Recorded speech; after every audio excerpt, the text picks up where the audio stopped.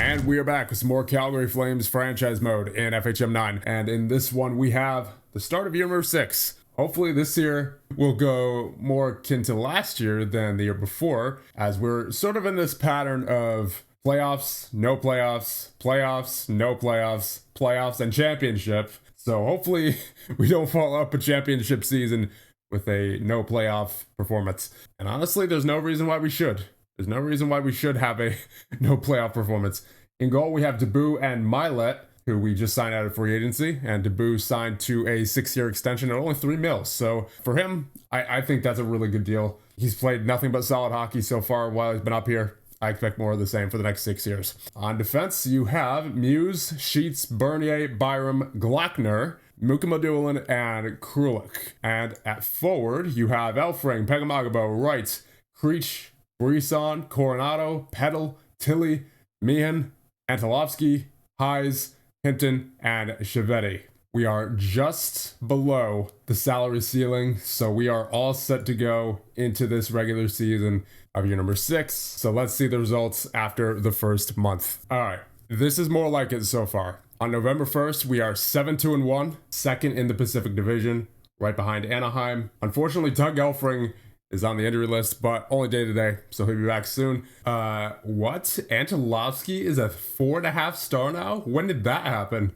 And he only has 15 points so far in 24 games played. He had 23 last year. That's an odd one. I don't know how he grew that fast.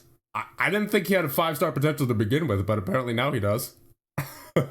Okay. He definitely was not a 5-star potential to start that draft. I'll say that much. So there you go. I suppose we have another 5-star player on our hands. Oh boy. First major injury of the year. Yeah. Max Heis with the 2 to 3 week injury. So we are now on January 1st. We are 25-9-3. We are sitting pretty comfortably in first in the Pacific Division.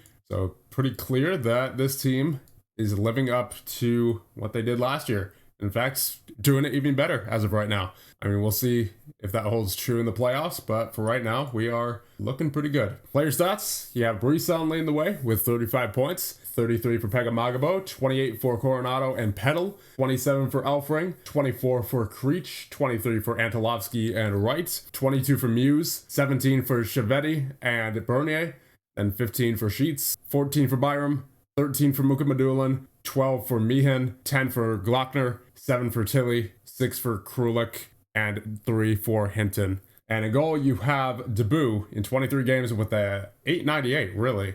And then Evan Milet with the 948 in 15 games played. So Debut, unfortunately, not starting out his contract on the right note in terms of his save percentage, but he is getting the wins for the most part. But Evan Milet, wow, that's quite a surprise, especially given that he only had 29 games played last year in the NHL. And then for the couple years prior to that, he was in Hershey. So the fact that he is 12-1-1 and has a 948 save percentage, that's big. That is huge, actually.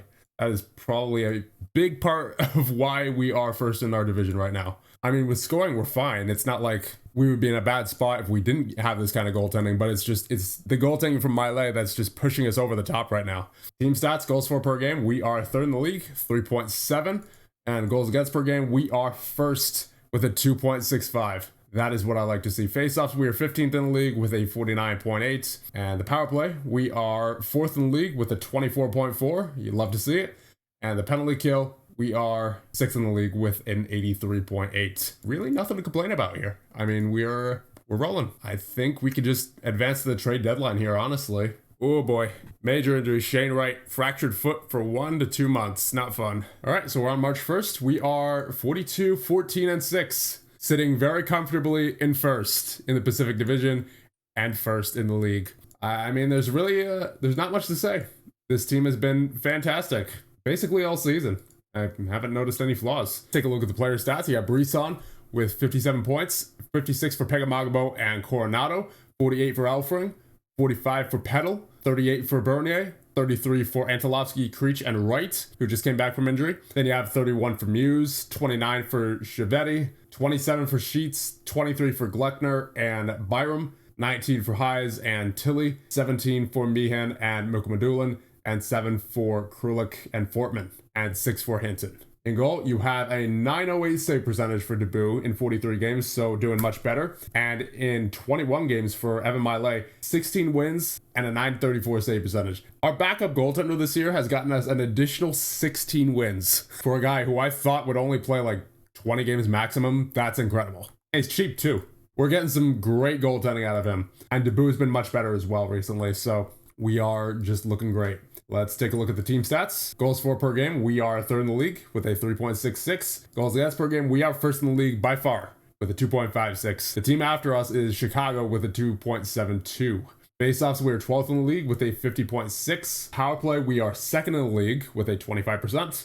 And penalty kill, we are 5th in the league, an 83.5. So really not much to be done here. It's the first time in a while that there is not much to be done for these Calgary Flames at the trade deadline. I think maybe I might re-sign some of these guys. Mooney's mad. I do want to keep him. He has a 3-star ability, still in the AHL. So maybe I call him up at some point. Krulik's doing fine defensively for the moment, so I have no reason to replace anybody on the defensive core right now, especially while we're winning like this, right? I mean, it does say he is 6th on the depth chart, but I don't know. I don't feel like calling him up at the moment because of just everything's going right. So, I mean, he'll be fine anyway. We have his rights because I do believe he will take the spot eventually of either Mukmadulin or Byram. They're both 33. So by the time both those guys are out of here, then he should be a regular. Is there anything I need to trade for? I don't think so. I mean, we've got basically everything covered here. I don't even think we need to trade for depth because we seem to have a lot of it right now, especially in the minors. You have Gu Yao. He's a 2-star ability. He's looking pretty good all around. Don't really have any complaints. I could see him in the NHL pretty soon. Of course, we just saw what Mooney was about. You have Donahue. You have Sholin. So really, we're fine. We don't have to do anything at the trade deadline. We could just advance to the end of the regular season. Oh boy, Antolovsky injured, broken kneecap, indefinite. That's rough. That's a 4.5-star player down after the trade deadline. That's the kind of thing you can't really prepare for. That's the kind of thing you just have to hope doesn't happen. And unfortunately, it happened to Antolovsky. So we're without one of our best centers now for the remainder of this season, although we're still not in a bad spot. Our coach, Zach Fitzgerald, could always move Brisson back to center like he was last year.